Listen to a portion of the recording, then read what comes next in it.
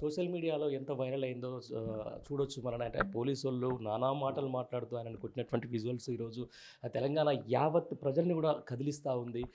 నిరుద్యోగ యువతని కదిలిస్తూ ఉంది. అరే ఇంత కొట్టుడు ఏంది 10 ఏళ్ల తర్వాత ఈ మళ్ళీ ఈ పోలీస్ రాజ్యం ఏందని చెప్పేసి కూడా మనకొక స్పష్టమైనటువంటి ఒక సోషల్ మీడియాలో ఒక అదైతే వస్తున్న పరిస్థితి ఉంది. ఈ నేపథ్యంలో కూడా కొంతమంది ఆయనతో పాటు నిన్న ఉన్న వాళ్ళతో కూడా మాట్లాడే ప్రయత్నం చేద్దాం. తమ్ముడు మీరు ఎన్ని ఎన్ని గంటలకు వచ్చారు అసలు కరెక్ట్ ఓయి?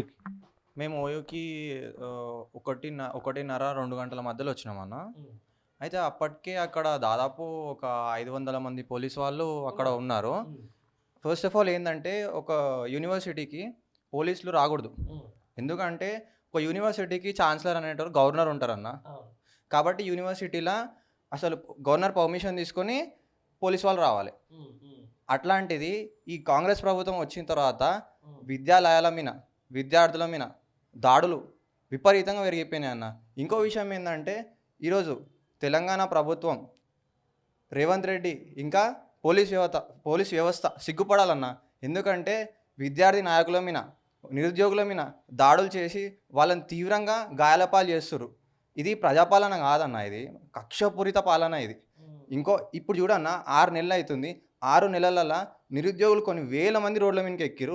ఇదే ఇంకా 2 సంవత్సరాలు 3 సంవత్సరాలు పోతే మన తెలంగాణ పరిస్థితి ఏమవుతుందన్న? నిరుద్యోగుల పరిస్థితి ఏమవుతుంది? విద్యార్థుల పరిస్థితి ఏమవుతుందన్న? అసలు తెలంగాణ ఎటువైపు పోతుందన్న? అసలు గత 10 సంవత్సరాలలో ఒక్కసారన్న నిరుద్యోగులు ధర్నా ఈ మాదిరిగా ధర్నా చేయడం ఇప్పుడు చూసిరా? సరే, పోలీసు వాళ్ళు ఈ విధంగా కర్ఫ్యూ చేయడం చూసిరా? ఒక్క విద్యార్థి పైన నన్న పోలీసు వాళ్ళు చేతి పెట్టడం చూసిరా? చూడలేరు కదా. ఈ కాంగ్రెస్ ప్రభుత్వం అన్న హీన ప్రభుత్వం ఇది. ఎందుకంటే దాదాపు ఈ గత 60 సంవత్సరాలలో కూడా మనం చూసుకున్నట్టయితే తెలంగాణ తొలిదశ ఉద్యమంలో 1969లో దాదాపు 369 మంది స్టూడెంట్స్ని ఇందిరాగాంధీ వాళ్ళపైన మన ఫైరింగ్ చేసి చంపేపించింది వాళ్ళని. అంతేకాకుండా రెండో దశ ఉద్యమంలో 1200 మంది విద్యార్థులని కడుపులో పెట్టుకున్న పార్టీ కాంగ్రెస్ పార్టీ. మళ్ళీ వాళ్ళు ఏం మాట్లాడతారంటే విద్యార్థులకి బీఆర్ఎస్ ప్రభుత్వం ఉద్యోగాలు ఇవ్వాలని మాట్లాడతారన్న. వీళ్ళు గత 10 సంవత్సరాలు ఉన్నప్పుడు వీళ్ళు ఇచ్చిన ఉద్యోగాలు 23,000 అన్న. 23,000, అది కూడా కంబైన్డ్ తెలంగాణ ఆంధ్రప్రదేశ్లో.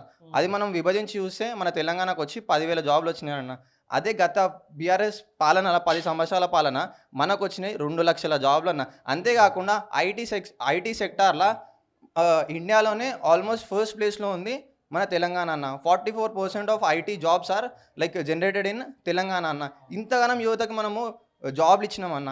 ఈ కాంగ్రెస్ ప్రభుత్వం దాదాపు వచ్చి 8 నెలలు అవుతుందన్న.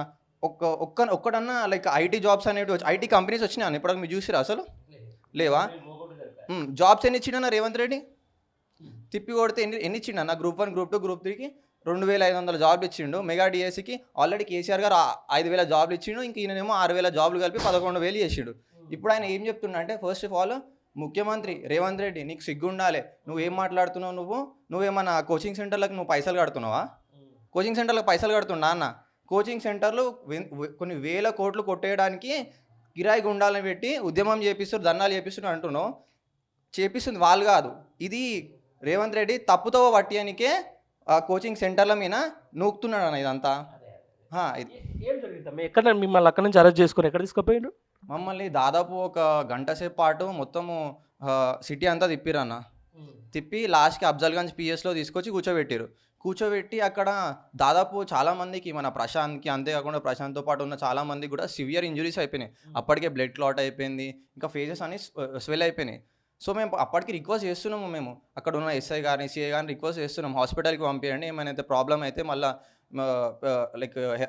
ఏమన్నా వాళ్ళకి ఏమైనా ప్రాబ్లం అయిందనుకో, సివియర్ ప్రాబ్లం అయిందనుకో మీరే ఫేస్ చేయాల్సి వస్తుంది అంటే వాళ్ళు ఏమంటారు అంటే మాకు ఏసీపీ నుంచి ఆర్డర్స్ ఉండాలని చెప్పి అంటారు.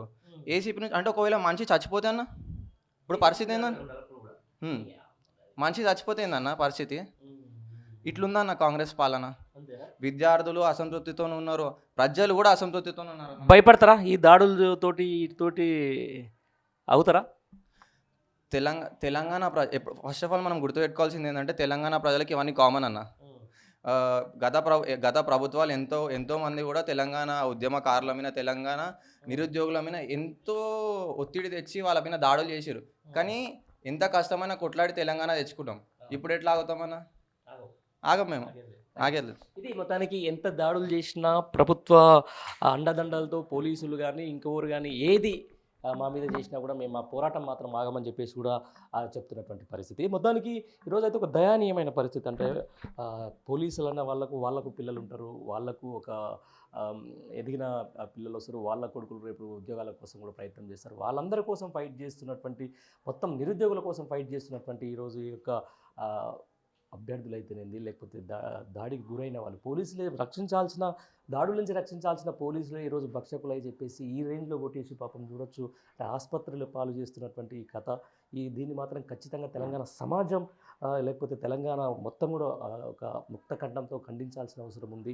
రానున్న రోజుల్లో ఈ పోలీసుల దాష్టికాలకు ఒక జన్మగీతం పాడాలంటే ఈ ప్రభుత్వం పునరాలోచించుకొని ఇక్కడ నిరుద్యోగుల సమస్యలను కానీ, లేకపోతే ఇటు రైతుల సమస్యలను కానీ, లేకపోతే ప్రజల సమస్యలను కూడా ఎప్పటికప్పుడు పట్టించుకుంటూ వాళ్ళకి ఎలాంటి ఆటంకం కలిగకుండా ఇట్లాంటి విద్యార్థి నాయకుల మీద అయితేంది, లేకపోతే ఇట్లాంటి నాయకుల మీద దాడులు చేయడం మాత్రం ఖచ్చితంగా కూడా గర్వనీయమైతే కాదు. యాజ్ ఎ జర్నలిస్ట్గా నేను నిన్న ఓయూకు వేదికగా చూస్తున్న సందర్భంలో కూడా నా ముందే ఆ దాడి జరిగింది. ఆ దాడి జరిగిన తర్వాత ఎట్లా కొడుతున్నారు అనేది కూడా నేను చెప్పే ప్రయత్నం కూడా అక్కడ కూడా నిన్న కూడా చేసిన.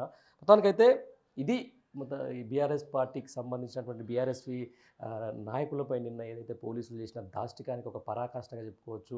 రానున్న రోజుల్లో ఏది ఏమైనా కూడా మేము ప్రశ్నించే గొంతుకలం కాబట్టి ఖచ్చితంగా మేము ఈ నిరుద్యోగుల సమస్యలను కనుక ప్రభుత్వం పూర్తి చేయకపోతే, లేకపోతే వాళ్ళని సమస్యలను పరిష్కరించకపోతే మాత్రం ఇదే విధంగా ఫైట్ చేస్తాం. ఇట్లాంటి దాడులకు మేము ఎట్లా విరవమని చెప్పేసి కూడా స్పష్టంగా చెప్తున్నటువంటి పరిస్థితి ఉంది. కెమెరా పర్సన్ కిరణ్తో కలిసి పండరి, రామంతపూర్ నుంచి.